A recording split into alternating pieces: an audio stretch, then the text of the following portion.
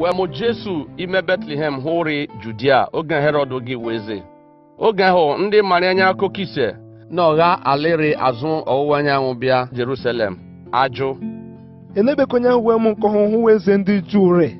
maka na ya hụ olokoko ise hụkwu okwu ekọpụ ha azụ ọwụwa anyanwụ ebenye ha bịa anyị bedakọ na isi ala. Oge eze wu Herod oge nnu ihe ni obi eruzi n'alị ke ya ke ndị Jerusalem ile. Ọ nọkpọgba ma ndị isi nchụaja le ndị nkụzi iwu jụwe elebe ka akwụkwọ nsọ kwu n'iya kewe ka n'ọmụ onye nzọpụ ha hụ osolobu etume wee nọsịa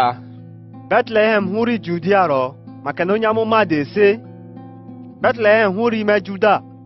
eleghị kachara ntị ime obodo ndị iri aka Juda maka ni onye okike jekọdara ime ịpụ ha hụ ka akị ndị nke nwo Israel. Ya ka Herod nọkpọ ndị hụ mara ihe akụkọ ise ri ekwu gị nzuzu jụwe oge ewe gị hụ akụkọ ise hụ dai ya ọ nọzi wee jee Bethlehem siwe jemeni nwa chọkpọni nwata hụ hụnụ gị hụ hụa ụnụ agwa m ke n'ime wee jezide akụ na isi ali anụgụ wee ihe eze kwu ya wee nọ jeme ebe wee jekọ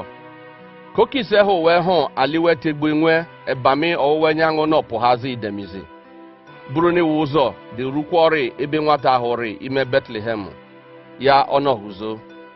oge a wee gị hụ akụkọ ise hụ wee nọghọghọ ọdọda abanyeghị ime ụlọ ahụ hụ nwata ahụ le nne wụ Mary wee nọkụni nwata ahụ isi alị ya wee nọkpọpụ ekpeti wee buche ihe nri mma yie goru le frankincense le ma maka ni osologbu adọgwọ lewe ka ntị ime nrọ si wee kila azụ dịkwuru Herod wee nọgha ụzọ ọzọ lashi aliwe. Oge ndị hụ mara anya akụkọ ise gị lamago mmozi di nwo n'enyi na ọbịa dịkwuru Josef ime nrọ sịa lie ọtọ were nwata ahụ le nne gbashi Ijipt nọdụ n'ebe ahụ dị runi asimik ihe maka na Herod chọnọchọ nwata ahụ kenogbu ya Josef nọ lihi gị abalị were nwata ahụ le nne shi Ijipt wee nọnọdụ ebe ahụ dị runi Herod aṅụhụ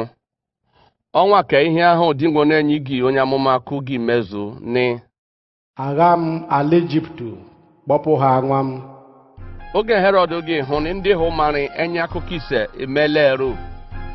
eji olulu n'ọgbue ọ nọzi ndị ozi wee nọjede egbupụ ụmụeka ikenye leri Bethlehem lee gbere hule ikenye ndị hụ rị gha ahụ ebụọ lụalị oge hụ ndị hụ mara enye akụkọ ise gwa ka ụkwụ ọdeka mee ihe na ome ya ka ihe osologbu gị onye amụma Jeremaya kụ gị mezu ni olu ekwara apụ imerama akwa ego nta ego imo Richel ri akwa ụmụ a ọnịni wee hụhụ a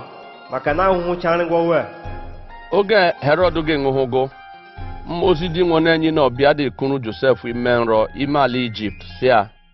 lihi na iwere nwata ahụ le nne shi ala Israel maka ni ndịrị achọ n'uwe gbu nwata ahụ ahụhụgo otehi were nwata ahụ le nne